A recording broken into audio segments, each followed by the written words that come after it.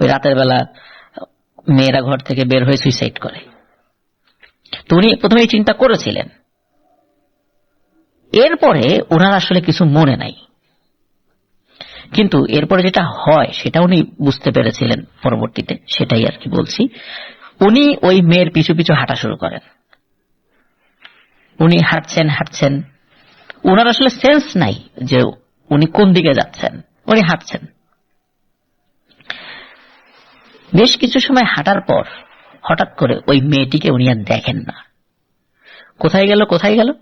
হাঁটতে হাঁটতে উনি আর কি ওই বাবলু ভাই একটা বড় গাছের কাছে চলে এসেছেন। ওই গাছের কাছে এসে ওই মেয়েকে উনি দেখতে পাচ্ছেন না। তো ডানে বায়ে তাকাচ্ছেন, হঠাৎ করে ওই মেয়েটিকে তিনি দেখেন ওই মেয়েটি গলায় দড়ি দিয়ে একটি ডালের সাথে ঝুলছে।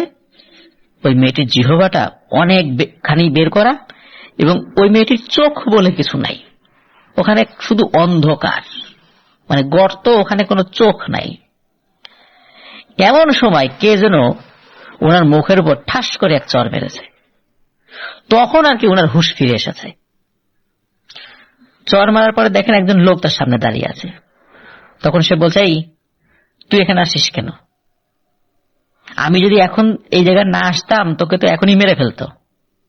তোর মনে নাই যে এই গ্রামে একটা মেয়ে কয়েকদিন আগেই গলায় দড়িতে মারা গেল? ওরই রূপ ধরে এক জিন তোকে মায়া জালে ফেলে এখানে নিয়ে আসছে, এখনই তোকে মেরে ফেলতো। তখন তার সাথে উনি আবার চলে আসেন এবং দেখেন গাছে তখন আর কিছু নাই। যিনি তাকে চর মেরেছিলেন এটি হচ্ছে বাবুল ভাইয়ের সাথে থাকা ভালো একটি জিন। ওই ভালো জিনের সহযোগিতায় একটু আগে একজনকে সুস্থ করেছেন। উনি যখন ফেরত আসছিলেন তখন ওই জিনটি কোনো একটা জায়গায় গিয়েছিল, মানে দূরে গিয়েছিল, এবং দূরে যাওয়ার পর উনি যেহেতু একা একা ছিলেন, এই সুযোগে উনি বিভিন্ন সময় বিভিন্ন জিনদেরকে তাড়িয়েছেন। এরাও তো তার উপর মানে নজর রেখেছে যে কখন সে একা একা থাকে, এরকম একটা সুযোগ পেয়ে গেছিল। এই জন্য ওই মেয়ের রূপ ধরে তাকে একটা মায়াজালে ফেলে ওই জায়গাতে নিয়ে আসে, ওই গাছের কাছে। আরেকটু দেরি হলেই তাকে মেরে ফেলত। মূলত ওই জিনটি মানুষের বেশে সাথে সাথে তার কাছে চলে আসে, ওখান থেকে উদ্ধার করে, এবং বাড়ি পর্যন্ত আসা পর্যন্ত মানুষের বেশেই ছিল।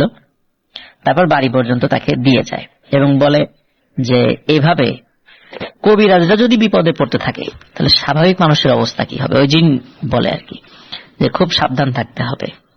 আসলে সবসময় তো মানুষ সাবধান থাকে না, অনেক সময় নিজের অজান্তেই মানুষ কোনো না কোনো ভাবে নিজের নিরাপত্তা বলয় থেকে বের হয়ে আসে, আর তখনই যারা ওত পেতে থাকে তারা সুযোগ পেয়ে যায় এবং সেই সুযোগে আক্রমণ করে বসে। এগুলোই বলছিল আর কি পুরো পথ মানে হাঁটার সময়। যাই হোক, তখন উনিও বলে যে আসলে ভুল হয়ে গেছে। যাই হোক, বাড়ি পর্যন্ত আসার পরে ওই জিন বলে যে ঠিক আছে যাও, বাড়ি যাও, পরে কথা হবে। তো উনি বাড়িতে যাওয়ার পরে আসলে উনি বেশ ভয়ও পেয়েছিলেন এবং জ্বর আসছিল ওনার। খুব যে জ্বর আসছে তা না, সকালের দিকে ওই যে ভালো জিনটি যেটা ওনার সাথে থাকে তাকে ওই সমস্যা থেকে সহযোগিতা করেছিল যাতে উদ্ধার পেতে পারে আর কি। তো সেই জিনটি তার উপর হাজির হয়, পরিবারের সদস্যদেরকে বলে যে এই ব্যাপার, ও তো এই কারণে ভয় পেয়েছে, আমি যদি আরেকটু দেরি করতাম তাহলে ওর অনেক বড় ক্ষতি হয়ে যেত। যাই হোক, তো ডাক্তার দেখায় এই সমস্যার সমাধান হবে না, তা আমি যেভাবে যেভাবে বলি এটা করো, তাহলে ও আজকে সুস্থ হয়ে যাবে ইনশাল্লাহ। তখন ওই জিন যেভাবে বলে ওই পরিবারের সদস্যরা সেটা শুনে রাখে, ওনাকে সেইভাবে ট্রিটমেন্ট দেয়। উনি ওই দিনই সুস্থ হয়ে গিয়েছিলেন। এরপরে ওনার সাথে আর তেমন কোনো ভয়ানক ঘটনা ঘটেনি। উনি এখনো কবিরাজি করে চলছেন। তো প্রিয় লিসেনার্স, এটি ছিল ঘটনা। মূলত দুটি ঘটনা আমরা এখানে শুনেছি। প্রথমটি আরজিন আপার সাথে ঘটে যাওয়া, দ্বিতীয়টা এই বাবলু ভাইয়ের সাথে ঘটে যাওয়া ঘটনা। আশা করছি এই যে ঘটনাগুলো আপনাদের সকলেরই ইনশাল্লাহ ভালো লেগেছে। গ্রামের যে ঘটনাগুলো, এই ঘটনাগুলোর আসলে সবসময় অন্যরকম একটা চাহিদা আমাদের থাকে, কারণ গ্রামের ঘটনাগুলো ছোট হয়, কিন্তু সেই ছোট ঘটনার মধ্যেও অনেক ব্যাপার থাকে। মনে হয় যে আমরা গ্রামে ফিরে গিয়েছি।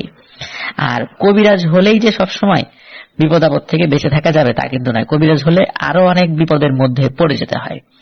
কারণ যেই মানুষ জিনদেরকে তাড়ায়, ওই জিনগুলো যাদেরকে অ্যাটাক করেছিল সেখান থেকে কেউ একজন তাড়িয়ে দিয়েছে, তাহলে ওই জিনগুলো কিন্তু ওই কবিরাজের প্রতি ক্ষিপ্ত থাকাটাই স্বাভাবিক। এবং একা থাকলে এই ধরনের সমস্যাগুলো ঘটতে পারে, তারা অ্যাটাক করে। অনেকেই দেখা যায় যে কোন ধরনের কোনো এলেম ছাড়া জিন তাড়ানোর চিকিৎসায় নেমে পড়েন। আসলে এটা কিন্তু খুবই দুরূহ একটি কাজ। এমনি ঝাড়ফুঁক কেউ চাইলে ঘরের মানুষদেরকে করতে পারে, ওইটা বিষয় না, কিন্তু জিনের চিকিৎসার জন্য অবশ্যই অবশ্যই ভালো কোনো আলেমের তত্ত্বাবধানে থেকে সেই জিনিসগুলো শিখতে হবে।